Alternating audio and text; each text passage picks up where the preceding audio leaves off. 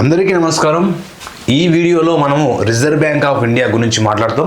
ఎందుకంటే ప్రతి ఎగ్జామ్లో కూడా ఈ రిజర్వ్ బ్యాంక్ ఆఫ్ ఇండియా గురించి మరియు రేపో రేట్, రివర్స్ రెపో రేటు మరియు ఎస్ఆర్ఆర్ గురించి మరియు సిఎల్ఆర్ గురించి, ఎస్ఎల్ఆర్ గురించి, వీటి మీద సిఆర్ఆర్ గురించి కూడా అడుగుతూ ఉన్నాడు కాబట్టి ఈవీ యొక్క ఆర్బీఐ గురించి మాట్లాడదాం। ఈ వీడియోస్ అందరూ కూడా please subscribe channel and share your friends. మీరు సబ్స్క్రైబ్ చేసుకొని బెల్ ఐకాన్ నొక్కడం వల్ల ప్రతి అప్డేట్ వస్తూ ఉంటుందండి। ముఖ్యంగా మరి RBI reserve Bank of India అందరూ తెలిసిన విషయమే। మరి ఇక్కడ ఈ రిజర్వ్ బ్యాంక్ ఆఫ్ ఇండియా అనేది ఏ సంవత్సరంలో ఏర్పడింది? రిజర్వ్ బ్యాంక్ ఆఫ్ ఇండియా అనేది 1935 ఏప్రిల్ 1వ తేదీన ఏర్పడిందండి। ఎప్పుడండి? ఏప్రిల్ 1వ తేదీన ఏర్పడింది। అంటే ఈ రిజర్వ్ బ్యాంక్ అనేది రిజర్వ్ బ్యాంకు స్థానంలో ఏ బ్యాంక్ ఉండేది? రిజర్వ్ బ్యాంకు స్థానంలో ఉన్నటువంటి బ్యాంక్ ఏదంటే ఇంపీరియల్ బ్యాంక్। ఇంపీరియల్ బ్యాంక్ అనేది దీని స్థానంలో ఉన్నది। అంటే ఇక్కడ రిజర్వ్ బ్యాంక్ అనేది ఒక కేంద్ర బ్యాంకు కాబట్టి అంటే రిజర్వ్ బ్యాంక్ అంటే ముందు కేంద్ర బ్యాంక్గా పనిచేసింది ఏంటంటే ఇంపీరియల్ బ్యాంక్। ఏ బ్యాంక్ అండి? Imperial bank. మరి ఇక్కడ ఈ ఇంపీరియల్ బ్యాంక్ అనేది 1921లో ఏర్పడింది। ఇప్పుడు ఎప్పుడండి? 1921లో ఏర్పడుతుంది। 35 వరకు కూడా రిజర్వ్ బ్యాంక్ ఏర్పడే వరకు కూడా ఇంపీరియల్ బ్యాంకు భారతదేశంలో ఉన్నటువంటి కేంద్ర బ్యాంక్గా పనిచేసింది। మరి ఇక్కడ ఈ రిజర్వ్ బ్యాంక్ యొక్క స్టోరీ కూడా మనం అసలు రిజర్వ్ బ్యాంక్ ఎట్లా ఏర్పడ్డది, ఏ కమిటీ ఆధారంగా ఏర్పడింది అనే అంశాలు కూడా మనము మాట్లాడుకోవాలి। మరి రిజర్వ్ బ్యాంక్ అనేది ముఖ్యంగా 1926లోని రాయల్ కమిషన్ ఆధారంగా ఇక్కడ రాయల్ కమిషన్ అంటాడు। రాయల్ కమిషన్ అంటే అక్కడ అడుగుతాడు ఏ కమిషన్ ఆధారంగా రిజర్వ్ బ్యాంక్ ఏర్పడింది అంటాడు। దీన్నే హిల్టన్ ఏమంటాడండి? హిల్టన్ యంగ్ కమిషన్ అంటారు। దీన్ని హిల్టన్ యంగ్ కమిషన్ అంటారు। రాయల్ కమిషన్ ఏ సంవత్సరంలో ఏర్పాటు చేశారు? 1926లో ఏర్పాటు చేశారు। ఈ రాయల్ కమిషన్ దేనికోసం ఏర్పాటు చేశారు? రిజర్వ్ బ్యాంక్ ఏర్పాటు కోసం। ఈ రాయల్ కమిషన్ గల మరొక పేరు ఏంటంటే హిల్టన్ కమిషన్ అండి। ఏంటండి? హిల్టన్ యంగ్ అంటారు। హిల్టన్ యంగ్ కమిటీ అని కూడా పిలుస్తూ ఉంటారు। ఈ రాయల్ కమిషన్ ఆధారంగా మనకు 1934లో ఆర్బీఐ చట్టం చేశారు। చాలా ఇంపార్టెంట్। రిజర్వ్ బ్యాంక్ చట్టం ఎప్పుడు చేశారు అంటారు? రిజర్వ్ బ్యాంకు చట్టం ఎప్పుడు చేశారంటే 1934లో రిజర్వ్ బ్యాంకు చట్టం చేయడం జరిగింది। మరి రిజర్వ్ బ్యాంకు చట్టం చేసిన తర్వాత రిజర్వ్ బ్యాంకు ఎప్పుడు ఏర్పడేస్తారంటే 1935 ఇక్కడ ఏప్రిల్ ఏంటండి? ఏప్రిల్ 1వ తేదీన రిజర్వ్ బ్యాంకు ఏర్పడింది। మరి ఇక్కడ ఈ రిజర్వ్ బ్యాంకు ఏర్పడిన తర్వాత ఈ రిజర్వ్ బ్యాంక్ అనేది ఎన్ని కోట్లతో ఏర్పడింది? ఎన్ని కోట్లతోని ఈ రిజర్వ్ బ్యాంక్ అనేది ఏర్పడింది? రిజర్వ్ బ్యాంక్ అనేది మొదటగా 5 కోట్లతో ఏర్పడదండి। ఎన్ని కోట్లతోని? 5 కోట్లతోని ఏర్పడింది। మరి ఈ 5 కోట్లు అనేది ఎంతమంది షేర్ హోల్డర్స్ అంటారు? ఎంతమంది షేర్ హోల్డర్స్ ఉన్నారంటే ఇక్కడ చూసినట్లయితే ఎంతమంది షేర్ హోల్డర్స్ ఉన్నారు అంటే ఇందులో 5 లక్షల మంది షేర్ హోల్డర్స్ ఉన్నారు। ఎంతమంది? 5 లక్షల మంది షేర్ హోల్డర్స్ ఉన్నారు। 5 lakhs మెంబర్స్ అంటే 5 లక్షల మంది షేర్ హోల్డర్స్ ఉన్నారు। 5 కోట్లతోని ఎన్ని కోట్లతోని? 5 కోట్లతోని। ఇక్కడ 5 లక్షల మంది షేర్ హోల్డర్స్, ఒక షేర్ హోల్డర్ ఎంత ఇక్కడ అంటాడు। 5 లక్షల మంది షేర్ హోల్డర్స్ ఉన్నారు అంటే ఇక్కడ ఒక్కొక్క షేర్ ఎంత? ఒక్కొక్క షేర్ ఎంత అంటే 100 రూపాయలండి। ఎన్ని రూపాయలు? 100 రూపాయలు। ఇక్కడ 5 లక్షలు ఇంటూ 100 రూపాయలు వేస్తే 5 కోట్ల రూపాయలు అవుతుంది। ఈ 5 కోట్ల రూపాయలలో ఇక్కడ 2.78 ప్రైవేటు ఆదాయము, 2.22 కోట్లు అంటే 2.22 కోట్ల ఆదాయం అనేది గవర్నమెంట్ది, 2.78 కోట్లు అనేది ప్రైవేట్ యొక్క ఇన్వెస్ట్మెంట్ బేస్ చేసుకొని ఈ యొక్క ఆర్బీఐని స్థాపించడం జరిగింది। అంటే ఇక్కడ ప్రైవేటు మరియు ప్రభుత్వ రంగంతో ఏర్పడినటువంటి బ్యాంకు కేంద్ర బ్యాంకు। భారతదేశంలో ఏకైక కేంద్ర బ్యాంక్ ఏదంటే రిజర్వ్ బ్యాంక్ ఆఫ్ ఇండియా। మరి ఇక్కడ రిజర్వ్ బ్యాంక్ ఆఫ్ ఇండియా ఏర్పడిన తర్వాత మరి ఈ రిజర్వ్ బ్యాంకు ఏర్పాటు చేసినటువంటి అంటే రిజర్వ్ బ్యాంకు తయారు చేసినటువంటి మొదటి నోట్ అంటే దీని యొక్క మొదటి నోట్ ఏంటి? మొదటి నోట్ ఏంటి సార్ అంటే దీని యొక్క మొదటి నోట్ ఏంటి సార్ అంటే 5 రూపాయల నోట్। 5 రూపాయల నోట్ అనేది దీని యొక్క ఫస్ట్ నోట్గా చెప్తా ఉంటాం। ఫస్ట్ నోట్ మరి రిజర్వ్ బ్యాంక్ అనేది ఎప్పుడు జాతీయం చేశారు? సో బ్యాంకుల జాతీయ చట్టం కూడా సో బ్యాంకింగ్ చట్టం అంటాం, దీన్ని బ్యాంకింగ్ చట్టం అంటాం. 1949లో బ్యాంకింగ్ చట్టం వచ్చింది. సో 1949లో ఏమొచ్చిందండి? బ్యాంకింగ్ చట్టం. సో బ్యాంకింగ్ సో బ్యాంకింగ్ చట్టం ఎప్పుడు వచ్చింది? సో 1949లోని మనకు బ్యాంక్ చట్టం అనేది. మరి ఇక్కడ రిజర్వ్ బ్యాంక్ చట్టం అనేది, రిజర్వ్ బ్యాంకును ఎప్పుడు జాతీయం చేశారు పూర్తిగా? సో గవర్నమెంట్ బ్యాంక్ ఎప్పుడు మార్చారు? సో ఇక్కడ చూసినట్లయితే 1949లో జనవరి 1వ తేదీన సో ఇక్కడ ఏం చేశారంటే ఆర్బీఐని జాతీయం చేయడం జరిగింది. ఏం చేశారండి?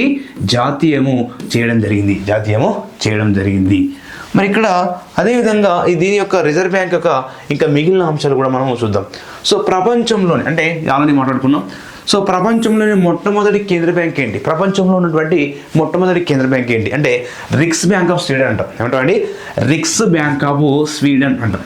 సో రిక్స్ బ్యాంక్ ఆఫ్ స్వీడన్ అనేది ఏ దేశంలో ఉందంటే స్వీడన్ దేశంలో ఉంది. సో ఏ సంవత్సరంలో అంటే 1656 సంవత్సరంలో ఈ యొక్క బ్యాంకును స్థాపించారు. ప్రపంచంలోనే మొట్టమొదటి కేంద్ర బ్యాంకు రిక్స్ బ్యాంక్ ఆఫ్ స్వీడన్ అండి. మరి ఇక్కడ ఆర్బీఐ ప్రకటించినటువంటి మొట్టమొదటి నోట్ ఏంటంటే మొట్టమొదటి నోట్ ఏంటంటే 5 రూపాయల నోటు. ఎన్ని రూపాయల నోట్ అండి? 5 రూపాయల నోట్ అనేది సో గుర్తుపెట్టుకోవాలి. సో మరి అదేవిధంగా ఆర్బీఐ ప్రవేశపెట్టిన సో కరెంట్ అంటే ప్లాస్టిక్ కరెన్సీ అంటాడు. ఆర్బీఐ ప్రవేశపెట్టినటువంటి ప్లాస్టిక్ కరెన్సీ ఎన్ని రూపాయలు అంటే 10 రూపాయల నోటు. ఈ 10 రూపాయల నోటును సో శాంపిల్గా ఏ రాష్ట్రంలో ప్రవేశపెట్టాడు అంటాడు. అంటే ఈ శాంపిల్గా ప్లాస్టిక్ కరెన్సీని మహారాష్ట్రలో మహారాష్ట్రలోని శాంపిల్గా ప్రవేశపెట్టడం జరిగింది. సో దాని యొక్క ఖర్చు ఎక్కువ అవడం వల్ల దాన్ని సో ఆపేయడము జరిగింది. మరి ఇక్కడ ఈ రిజర్వ్ బ్యాంక్ యొక్క ప్రాంతీయ కార్యాలయాలు ఎక్కడెక్కడ ఉన్నాయి? సో రిజర్వ్ బ్యాంక్ యొక్క ప్రాంతీయ కార్యాలయాలు చూసినట్లయితే న్యూఢిల్లీలో ఉంది, కోల్కతాలో ఉంది, కోల్కతాలో ఉంది, హైదరాబాద్లో ప్రాంతీయ కార్యాలయం ఉంది, చెన్నైలో ఉంది. అదేవిధంగా ఈ యొక్క ఆర్బీఐ యొక్క ప్రధాన కార్యాలయం ఎక్కడ ఉంది? ఆర్బీఐ యొక్క ప్రధాన కార్యాలయం ఎక్కడుందండి? ప్రధాన కార్యాలయం ఎక్కడుంది? సో ముంబైలో ఉంది. సో ముంబై అనగానే ఏంటి? భారతదేశ వాణిజ్య రాజధాని, సప్త దీపాల నగరము. సో అదేవిధంగా ఎల్ఐసి ప్రధాన కార్యాలయం ఎక్కడుంది? ముంబైలో ఉంది. సో ఐడిబిఐ ప్రధాన కార్యాలయం ఎక్కడుంది? ముంబైలో ఉంది. కాబట్టి ఆర్బీఐ ప్రధాన కార్యాలయం ఎక్కడుంది? ముంబైలో ఉంది. సో వాణిజ్య రాజధాని ఏది? ముంబై. కాబట్టి ఈ యొక్క ప్రాంతీయ కార్యాలయాలు మనం చూడడం జరిగింది. ప్రాంతీయ కార్యాలయాలు న్యూఢిల్లీ, హైదరాబాద్, చెన్నై, కోల్కతా, ముంబైలో ఆల్రెడీ ప్రధాన కార్యాలయం అంటే ప్రధాన కార్యాలయం ఎక్కడుంది? ప్రధాన కార్యాలయం. సో ప్రధాన కార్యాలయం ఎక్కడుందండి? ఇక్కడ మనకు ముంబైలో ఉంది. రైట్. నెక్స్ట్ ఆర్బీఐ సంబంధించినటువంటి ప్రధాన అంశాల్లో భాగంగా దీని యొక్క విధుల మీద క్వశ్చన్ అడుగుతాడు. ఎట్లా అడుగుతాడు? ఆర్బీఐ విధుల మీద క్వశ్చన్ ఎట్లా అడుగుతాడంటే సో ఈ క్రింది వారంలో విధులు కానివి ఏంటివి, అయినవి ఏంటి అంటాడు. సో మరి ఇక్కడ ఆర్బీఐ అని చూసినట్లయితే ఆర్బీఐ ముఖ్యంగా ఆర్బీఐ 2 రూపాయల నుంచి ఎన్ని రూపాయల నుంచి అండి? 2 రూపాయల నుంచి సో ఇక్కడ 2000 రూపాయల నోట్ వరకు అంటే 2000 రూపాయల నోట్ వరకు ఆర్బీఐ అనేది ఏం చేస్తుంది? సో ఇక్కడ కరెన్సీ జారీ చేసేది so reserve Bank of India. మరి 1 రూపాయి నోటును సో ఇక్కడ 1 రూపాయి నోటును జారీ చేసేది సో ఇక్కడ కేంద్ర ఆర్థిక శాఖ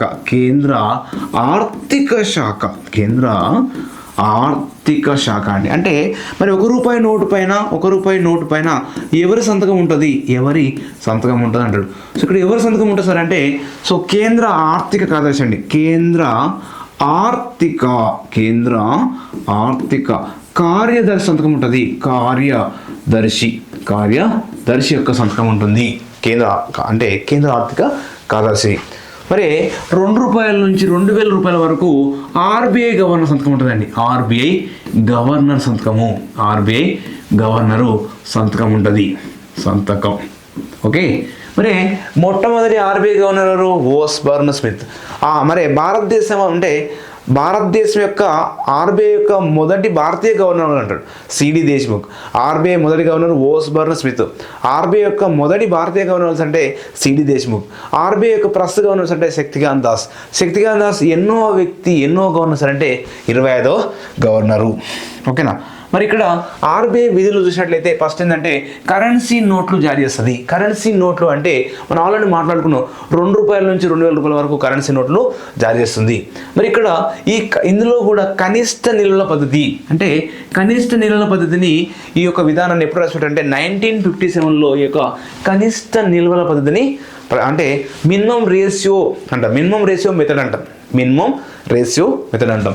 ఏ సంవత్సరంలో ప్రవేశపెట్టారు? 1957లో ప్రవేశపెట్టడం జరిగింది. మరి ఇక దీని ప్రకారము ఈ యొక్క కనిష్ట నిల్వల పద్ధతి ప్రకారము 115 అంటే 115 కోట్ల బంగారం రూపంలో ఏ రూపంలో?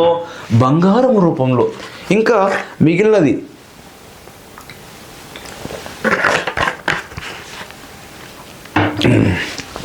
ఇంకా 85 కోట్లండి. ఏంటండి? ఇంకా మిగిలిన 85 కోట్లు అంటే సుమారుగా 200 కోట్లు తీసుకున్నట్లయితే ఈ 200 కోట్లలో 115 కోట్లు బంగారం రూపంలో, 85 కోట్లు అనేది విదేశీ కరెన్సీ రూపంలో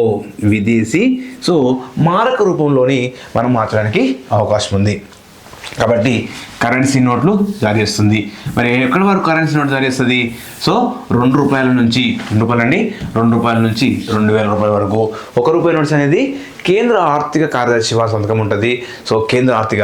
నెక్స్ట్ ప్రభుత్వానికి ఇది బ్యాంకర్గా పనిచేస్తుంది. ఎలా పనిచేస్తుంది? ఇది ప్రభుత్వానికి అంటే బ్యాంకులకు బ్యాంకు గాను, ప్రభుత్వానికి బ్యాంకు గాను, అదేవిధంగా ఇది సలహాదారుగా పనిచేస్తుంది. అంటే ప్రభుత్వానికి సలహాదారు పనిచేస్తుంది, ప్రభుత్వానికి ఏజెంట్గా పనిచేస్తుంది అంటే Reserve Bank of India. Reserve బ్యాంక్ని ఎవరు నియమించారు? రిజర్వ్ బ్యాంక్ మాత్రమే అంటే అంతిమ నిర్ణయము, అంతిమ రుణదాత అవుతారంటే రిజర్వ్ బ్యాంక్ ఆఫ్ ఇండియా. మరి బ్యాంకులకు బ్యాంకు అంటే మిగిలినటువంటి బ్యాంకులన్నిటికీ ఎవరు అంతిమంగా ఉంటారంటే బ్యాంకులకు బ్యాంకుగా పనిచేసి రిజర్వ్ బ్యాంక్ ఆఫ్ ఇండియా. బ్యాంకులకే బ్యాంకు. ఇక్కడ ఈ రిజర్వ్ బ్యాంక్ ఆఫ్ ఇండియాలో ఉన్నటువంటి మరొక అంశం ఏంటంటే వ్యక్తిగత ఖాతాలు ఉండవు. ఏ ఖాతాలు ఉండవండి? వ్యక్తిగత ఖాతాలు ఉండవు. ఎందుకంటే ఇక్కడ ఎక్కువ డబ్బు ఉన్న వాళ్ళు ఇక్కడ రిజర్వ్ బ్యాంకులో ఖాతా వేసుకోవడానికి అవకాశం లేదు. బ్యాంకులకు మాత్రమే ఖాతా ఇస్తారు. నెక్స్ట్ అంతిమ రుణదాతగా పనిచేస్తుంది. ఎలా పనిచేస్తుంది? చివరి యొక్క దాత అంటే బ్యాంకులకు రుణాలు ఇచ్చేది మనకు సాధారణ వ్యక్తులకు ఇచ్చేది మామూలు బ్యాంకులు, సాధారణ బ్యాంకులు. మరి ఈ బ్యాంకులకు రుణాలు ఎవరు ఇస్తారు? రిజర్వ్ బ్యాంక్ ఆఫ్ ఇండియా ఇస్తుంది. నెక్స్ట్ మరి రిజర్వ్ బ్యాంక్ యొక్క రుణ నియంత్రణ అంటే రుణాన్ని నియంత్రిస్తుంది. రుణాల యొక్క వడ్డీ రేట్లు నిర్ణయిస్తుంది, రుణాన్ని నియంత్రిస్తుంది. రుణాన్ని పెంచడం తగ్గించడం కూడా చేసేటువంటి reserve Bank of India. Next విదేశీ మారక నిల్వలను సంరక్షిస్తుంది. అంటే స్పెషల్ డ్రాయింగ్ రైట్స్ను కూడా ఇది కాపాడుతుంది. అంటే రిజర్వ్ బ్యాంక్ ఆఫ్ ఇండియా. పరపతి నియంత్రణ. రుణ నియంత్రణ, పరపతి నియంత్రణ. ఇక్కడ పరపతి నియంత్రణలో భాగంగా ద్రవ్యోల్బణాన్ని నియంత్రిస్తుంది. ఏంటంటే ఇంకా ద్రవ్యోల్బణం. ఇక్కడ ద్రవ్యోల్బణం అంటే ద్రవ్యోల్బణం అంటే ఏంటి సార్ అంటే ద్రవ్యం యొక్క విలువ తగ్గి ధరలు అధికంగా పెరగడాన్ని ద్రవ్యోల్బణం అంటాం. అంటే ఇన్ఫ్లేషన్.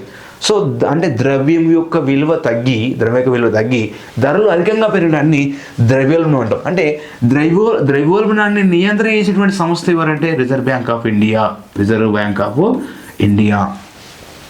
క్లియరింగ్ హౌస్లు అన్నాడు. ఏమన్నాడండి?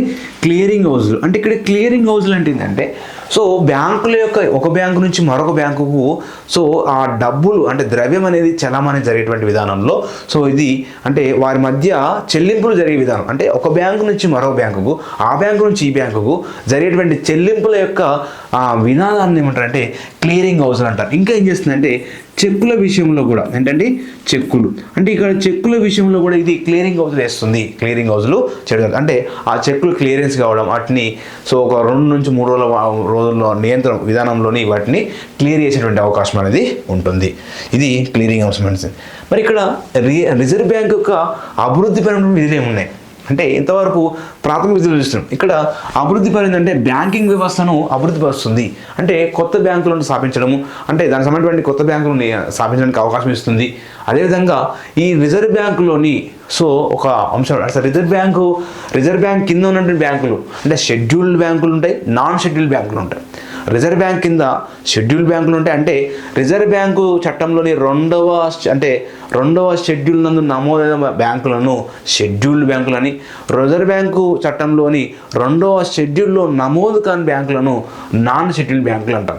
అంటే ఇక్కడ షెడ్యూల్డ్ బ్యాంకులుగా ఉండాలంటే కనీసం అవి సో కొంత అంటే సుమారుగా కొన్ని నియమాలు ఉంటుంది. ఆ నియమాల ఆధారంగా ఏ బ్యాంకులు అయితే వ్యవహరిస్తాయో అవి వాటిని సో షెడ్యూల్డ్ బ్యాంకులని పిలుస్తూ ఉంటారు. మరి బ్యాంకింగ్ వ్యవస్థను అంటే ఏటీఎంలు పెంచడము మరియు వాటి వ్యవస్థను పెంచుకోవడం అనేది రిజర్వ్ బ్యాంక్ చేస్తుంది. నెక్స్ట్ వ్యవసాయాన్ని అభివృద్ధి పరుస్తుంది. అంటే వ్యవసాయ పరపతికి వ్యవసాయ రుణాలు అందజేస్తుంది, వ్యవసాయ అభివృద్ధి కోసం తోడ్పడుతుంది రిజర్వ్ బ్యాంక్ ఆఫ్ ఇండియా. పారిశ్రామిక అభివృద్ధి అంటే ఏంటండి? సో ఐడిబిఐకి కానీ ఐఎఫ్సిఐ కానీ ఓకేనా. సో ఇక చిన్న పారిశ్రామిక బ్యాంకులు అన్నిటి కూడా అంటే సిడ్బి కావచ్చు, small industrial development bank of India, SIDBI small industrial development bank of India, industrial development bank of India IDBI ఓకేనా. ఐడిబిఐ సో ఐడిబిఐ ఎప్పుడు ఏర్పడింది? 1964లో ఏర్పడింది. మరి సిడ్బి ఎప్పుడు అంటే 1990లో సిడ్బి ఏర్పడిందండి. 1990లో సిడ్బి ఏర్పడింది. మరి ఇక్కడ బిల్ మార్కెట్ వ్యవస్థ అంటే ద్రవ్య మార్కెట్ అంటాం దీన్ని, బిల్ మార్కెట్ను ద్రవ్య మార్కెట్ 1952లో ఈ బిల్ మార్కెట్ వ్యవస్థను తీసుకురావడం జరిగింది. మరి ఇంకా ఏం చేస్తుంది రిజర్వ్ బ్యాంకు? సమాచార వ్యవస్థను మరియు బ్యాంకింగ్ కళాశాలకు శిక్షణ ఇస్తుంది. రిజర్వ్ బ్యాంక్ ఏం చేస్తుంది? కళాశాలకు శిక్షణ ఇస్తుంది రిజర్వ్ బ్యాంక్ ఆఫ్ ఇండియా. మరి అదేవిధంగా సహకార బ్యాంకులు కూడా ఆర్బీఐ కింద పాక్షిక నియంత్రణ ఉంటుంది. అంటే సహకార బ్యాంకులు అంటే కోఆపరేటివ్ బ్యాంక్స్ అన్ని కూడా దీని కింద పాక్షికంగా నియంత్రిస్తుంది. సూక్ష్మ రుణాలను కూడా అంటే సూక్ష్మ రుణ సంస్థలను కూడా నియంత్రించే సంస్థ అంటే రిజర్వ్ బ్యాంక్ ఆఫ్ ఇండియా. ఒకసారి ఎగ్జామ్లో అడిగాను, సూక్ష్మ రుణ సంస్థలను నియంత్రించే బ్యాంక్ ఏది? Reserve Bank of India. మరి రిజర్వ్ బ్యాంక్ యొక్క కొన్ని అంశాలు చూసినట్లయితే ప్రధాన అంశాలు, రిజర్వ్ బ్యాంక్ మొదటి గవర్నర్ ఎవరండి? ఓస్ బర్నో స్మిత్. చాలా ఎగ్జామ్లో క్వశ్చన్ అడిగింది. సో రిజర్వ్ బ్యాంక్ మొట్టమొదటి గవర్నర్ అంటే ఓస్ బర్నో స్మిత్. మరి రిజర్వ్ బ్యాంక్ యొక్క ఇండియా వ్యక్తి అయినటువంటి మొదటి గవర్నర్ అంటే సిడి దేశ్ముఖ్. మరి ఆర్బీఐ యొక్క ప్రస్తుత గవర్నర్ ఎవరు? సో శక్తికాంత్ దాస్ ఎప్పుడు అంటే 2018 సో డిసెంబరు 12వ తేదీన 2018 డిసెంబరు 12వ తేదీన ఈయన నియమించబడ్డాడు శక్తికాంత్ దాస్. మనకు గ్రూప్ 2 వాళ్ళకైతే ఇక్కడ లాస్ట్ పేర్లు కూడా ఒక 3 అంటే 21 నుంచి 25 వరకు పేర్లు అడుగుతాడు. కాబట్టి సో ఇవి గుర్తుపెట్టుకోవాలి. ఆ చివరి గవర్నర్లు ఆర్బీఐ యొక్క చివరి గవర్నర్లు. సో ఆర్బీఐ యొక్క 21వ గవర్నర్ అంటే సో వై వేణుగోపాల్ రెడ్డి 22వ సో ఆర్బీఐ గవర్నర్ అంటే దువ్విరి సుబ్బారావు. ఎవరండి? దువ్విరి సుబ్బారావు. 23వ ఆర్బీఐ గవర్నర్ అంటే రఘురాము రాజన్. 24వ ఆర్బీఐ గవర్నర్ అంటే ఉర్జిత్ పటేల్. 25 ప్రస్తుతం ఎన్నో గవర్నర్ పనిచేస్తున్నాడంటే సో 25వ గవర్నరు శక్తికాంత్ దాస్. ఎవరండి? శక్తికాంత్ దాసు ప్రస్తుతం ఉన్నటువంటి ఆర్బీఐ గవర్నర్గా మనం చెప్తాం. అవి గుర్తుపెట్టుకోవాలి. నెక్స్ట్ ఆర్బీఐ ఉన్నటువంటి వివిధ రేట్ల మీద, అసలు ఇది చాలా ఇంపార్టెంట్, వివిధ రేట్ల పైన సో మన క్వశ్చన్ అడుగుతాడు, అది గుర్తుపెట్టుకోండి. ఇక్కడ ఒక చిన్న అంశం ఏంటంటే రేట్లు అన్నప్పుడు ఆర్బీఐ యొక్క రేట్లలో సో అంటే ద్రవ్యోల్బణం రేట్లు విషయంలో నియంత్రిస్తుంది. ఇక్కడ 2 అంశాలు గుర్తుపెట్టుకోండి. అంటే రేట్లలో ఒకటి ఏంటి? బ్యాంకు రేట్ ఉంటుంది, bank rate. Next CRR, repo rate. Next reverse repo rate, reverse repo rate ఓకేనా. నెక్స్ట్ ఇవి ఇట్లాంటి అన్ని ఇస్తుంది. ఎస్ఎల్ఆర్ అండి అంటే స్టాట్యూటరీ లిక్విడ్ రేషియో అంటాం, ఎస్ఎల్ఆర్. వీటన్నిటిని కూడా ఒక కోడ్ చెప్తాను, ఆ కోడ్ గుర్తుపెట్టుకోండి.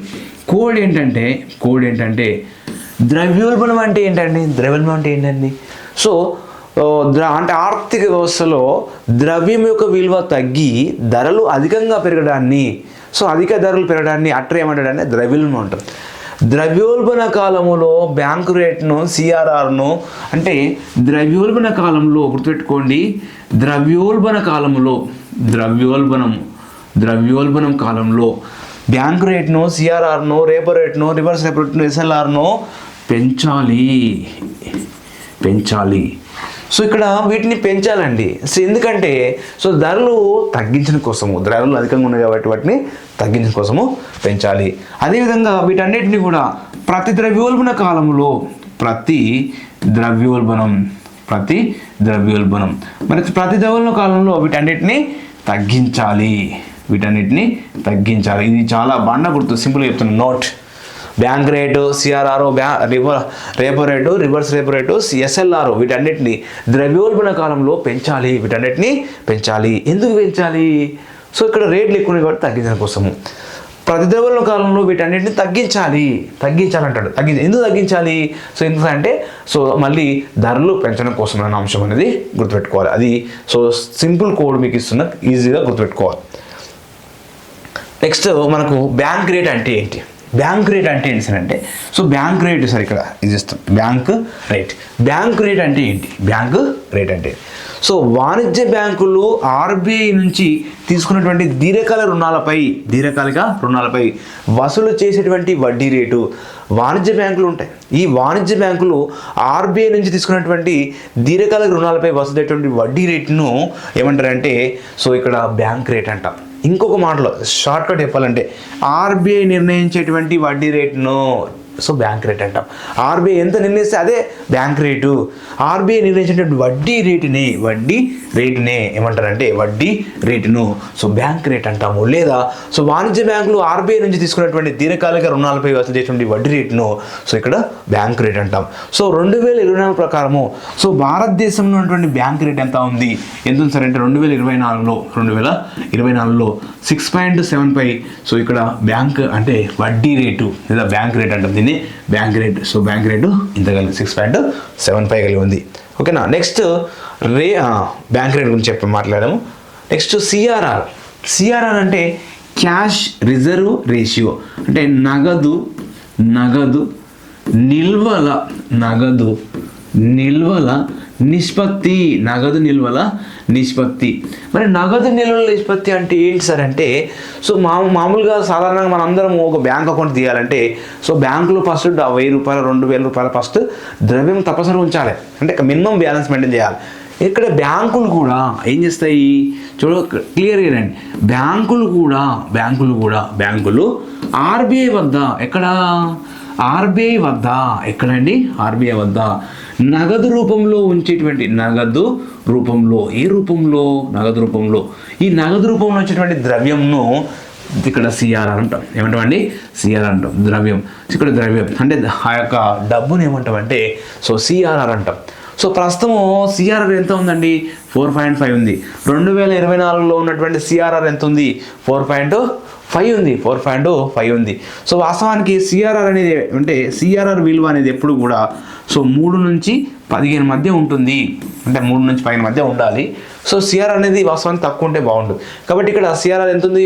సో భారతదేశంలో ప్రజెంట్ 4.5 ఉంది. మరి ఇక్కడ సిఆర్ఆర్ అంటే ఏంటంటే ద్రవ్య రూపంలో ఉంచేటువంటి నిల్వను సో ఇక్కడ సిఆర్ఆర్ అని పిలుస్తాము. ఇక్కడ గుర్తుపెట్టుకోండి ఇంకోటి, ద్రవ్యోల్బణ కాలంలో సిఆర్ఆర్ను పెంచుతారు, ప్రతి ద్రవ్యోల్బణ కాలంలో సిఆర్ఆర్ను ఏం చేస్తారు? తగ్గించాలి. అదేవిధంగా బ్యాంకు రేట్ని కూడా ద్రవ్యోల్బణ కాలంలో బ్యాంకు రేట్ను పెంచాలి, ప్రతి ద్రవ్యోల్బణ కాలంలో బ్యాంకు రేట్ను తగ్గించాలి. ఆ విషయం గుర్తుపెట్టుకోవాలి. నెక్స్ట్ రేపో రేట్ చాలా ఇంపార్టెంట్. బ్యాంకులు రేపో రేట్ అంటే ఏంటంటే బ్యాంకులు తమ వద్ద నుంచి తీసుకునేటువంటి స్వల్పకాలిక రుణాలపై ఇక్కడ విషయం గుర్తుపెట్టుకో షార్ట్కట్. బ్యాంకులు తమ వద్ద నుంచి తీసుకునేటువంటి స్వల్పకాలిక రుణాలపై ఆర్బీఐ వసూలు చేసి ఎవరు వసూలు చేస్తున్నారు? ఇక్కడ ఆర్బీఐ వసూలు చేసినటువంటి వడ్డీ రేటు ఏ రుణాలపై? స్వల్పకాలిక రుణాలపై ఆర్బీఐ వసూలు చేస్తుంది. ఎవరు వసూలు చేస్తున్నారు? ఆర్బీఐ వసూలు చేస్తుంది. సో అలాంటి స్వల్పకాలంలో ఆర్బీఐ వసూలు చేసే వడ్డీ రేట్నే రేపో రేట్ అంటాం. ఏమంటామండి? రేపో రేట్ అంటాం. ద్రవ్యోల్బణ కాలంలో రేపో రేట్ను ఏ కాలంలో? ద్రవ్యోల్బణ కాలంలో. సో ద్రవ్యోల్బణ కాలంలో ఇక్కడ ద్రవ్యోల్బణ కాలంలో రేపో రేట్ని ఏం చేయాలి? పెంచాలి. ప్రతి ద్రవ్యోల్బణ కాలంలో రేపో రేట్ని ఏం చేయాలా? ప్రతి ద్రవ్యోల్బణం కాలంలో రేపో రేట్ను తగ్గించాలి. కాబట్టి ద్రవ్యోల్బణ కాలంలో రెపో రేట్ పెంచాలి, ప్రద్రవ్యోల్బణ కాలంలో రెపో రేట్ను తగ్గించాలి. సో 2024 ప్రకారము సో ఎంత రెపో రేట్ ఎంత సార్ అంటే రెపో రేట్ ఎంత సార్ అంటే 6.50 ఉంది. 6.50 రెపో రేట్ కలిగి ఉన్నది. 6. ఇది ప్రస్తుత విలువలండి. ఓకేనా. Next reverse repo rate. మరి రివర్స్ రెపో రేట్ అంటే ఏంటి సార్ అంటే బ్యాంకులు తన వద్ద ఉంచేటువంటి మిగులు నిధులపై బ్యాంకులు తన వద్ద ఉంచేటువంటి మిగులు నిధులపైన ఆర్బీఐ చెల్లించేటువంటి వడ్డీ రేటు. ఇక్కడ చూడండి, ఆర్బీఐ చెల్లించే వడ్డీ రేటు అన్నాడు. ఆర్బీఐ చెల్లించేటువంటి వడ్డీ రేటు రివర్స్ రెపో రేటు. ఇక్కడ ఆర్బీఐ చెల్లిస్తుంది, రివర్స్ కదా. ఓకేనా. అంటే బ్యాంకులు తన వద్ద ఉంచేటువంటి మిగులు నిధులపైన ఆర్బీఐ చెల్లించినటువంటి వడ్డీ రేటు రివర్స్ రెపో రేట్. ఇక్కడ రెపో రేట్ చూడండి, ఇక్కడ ఆర్బీఐ వసూలు చేస్తుంది. కాబట్టి ఆర్బీఐ వసూలు చేసే వడ్డీ రేటును బ్యాంకులు తమ వద్ద నుంచి తీసుకున్నటువంటి సరఫరా రుణాలపై ఆర్బీఐ వసూలు చేసేటువంటి వడ్డీ రేటు ఇది రెపో రేటు. అదే రివర్స్ రెపో రేట్ అంటే చూడండి, బ్యాంకులు తన వద్ద ఉంచేటువంటి మిగులు నిధులపైన ఆర్బీఐ చెల్లించే వడ్డీ ఆర్బీఐ చెల్లిస్తుంది మిగిలిన నిధులపైన. సో దాన్ని రివర్స్ రెపో రేట్ అంటే రివర్స్ అవుతుంది. కాబట్టి 2000 అంటే ఇక్కడ ఇంకో విషయం గుర్తుపెట్టుకోండి, ద్రవ్యోల్బణ కాలంలో కాలంలో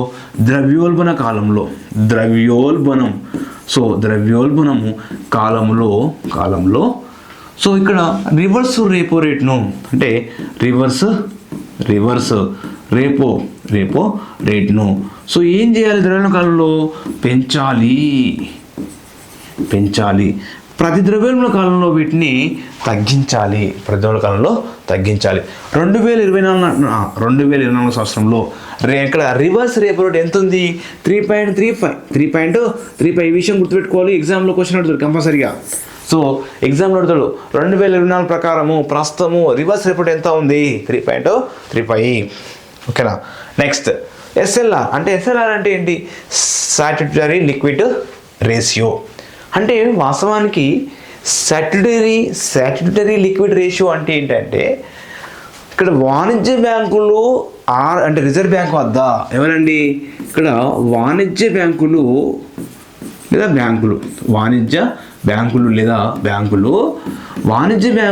రిజర్వ్ బ్యాంక్ వద్ద ఎవరి వద్ద? సో ఆర్బీఐ వద్ద. సో ఇక్కడ ద్రవ్య రూపంలో కాకుండా సో బాండ్ల రూపంలో కానీ బాండ్ల రూపంలో కానీ ఇంకా ఏంటి బంగారం రూపంలో కానీ బాండ్ల రూపంలో కానీ సో షేర్ మార్కెట్ విలువ రూపంలో కానీ సో ఇక్కడ వాటిని పత్రాల రూపంలో కానీ అంటే కాగిత రూపంలో కానీ సో రిజర్వ్ బ్యాంక్ వద్ద నిల్వ ఉంచితే వాటిని ఎస్ఎల్ఆర్ అంటాము. కాబట్టి అంటే బాండ్లు, బంగారము, షేర్ పేపర్స్ అంటాం. ఆ పేపర్స్ రూపంలో ఉంచినట్లయితే వాటిని ఎస్ఎల్ఆర్ అంటాం. సో ఇక్కడ ద్రవ్యోల్బణ కాలంలో సో ఎస్ఎల్ఆర్ను పెంచాలి. ప్రతి ద్రవ్యోల్బణ కాలంలో ఎస్ఎల్ఆర్ని ఏం చేయాలి? తగ్గించాలి అనే విషయం గుర్తుపెట్టుకోవాలి. అది బండ గుర్తు. మరి 2024లో ఎస్ఎల్ఆర్ ఎంత ఉంది? 18% ఉందండి. సో ఎలా గుర్తుపెట్టుకోవచ్చు? 18 ఏళ్ళకు ఓటు హక్కు కలిగి ఉంటాము. ఓకేనా. కాబట్టి సో సింపుల్గా 18% ఉంది. ఎంత ఉంది? 18% ఉంది. ఇది సో మనకు ఉన్నటువంటి రిజర్వ్ బ్యాంకులో కొన్ని మోస్ట్ ఇంపార్టెంట్, ఇంకా చాలా ఉంటాయి కానీ మోస్ట్ ఇంపార్టెంట్ ఉన్న బిట్స్ అన్ని కూడా మనము ఇక్కడ కవర్ చేయడం జరిగింది. సో ఇక్కడ రిజర్వ్ బ్యాంకు రేట్స్ చూసాము, తర్వాత రెపో రేటు, అదేవిధంగా సిఆర్ఆర్ చూసాము. దీని యొక్క ప్రతి విధానంలో అదేవిధంగా వివిధ రేట్లన్నీ కూడా చూడడం జరిగింది. రిజర్వ్ బ్యాంక్ గవర్నర్లు మనకు లాస్ట్గా ఉన్నటువంటి వలసగా గుర్తుపెట్టుకోవాలి, అది చాలా ఇంపార్టెంట్. తర్వాత వీటిలో అభివృద్ధిపరమైన విధులు ఏమున్నాయి, అదేవిధంగా దీంతో పాటుగా దీని యొక్క విధులు ఏమున్నాయి, విధుల మీద కూడా క్వశ్చన్ అయ్యేటువంటి అవకాశం ఉంటుంది. సో కరెన్సీ నోట్లు కానీ ప్రభుత్వానికి బ్యాంకు కానీ సలహాదారు కానీ భారతదేశంలో ఏకైక కేంద్ర బ్యాంక్ ఏంటంటే రిజర్వ్ బ్యాంక్ ఆఫ్ ఇండియా. అంతిమ రుణదాత ఎవరు సార్ అంటే రిజర్వ్ బ్యాంక్ ఆఫ్ ఇండియా. ప్రాంతీయ కార్యాలయాలు ఎక్కడెక్కడ ఉన్నాయి? దీని కార్యాలయం ఎక్కడ ఉంది? ముంబైలో ఉంది. ఓకేనా. సో ఇది ఫస్ట్ ఎన్ని కోట్లు ఏర్పడింది? 5 కోట్లు ఏర్పడింది. సో ఇది ఎప్పుడు జాతీయం చేశారంటే 1949 జనవరి 1న సో జాతీయం చేశారు. బ్యాంక్ చట్టం ఎప్పుడు వచ్చింది? 1949లో రావడం జరిగింది. సో ఇది రిజర్వ్ బ్యాంక్ యొక్క ప్రధాన అంశాలు. సో ఈ వీడియోస్ అందరూ కూడా so please subscribe my channel and share your friends. Thank you to all.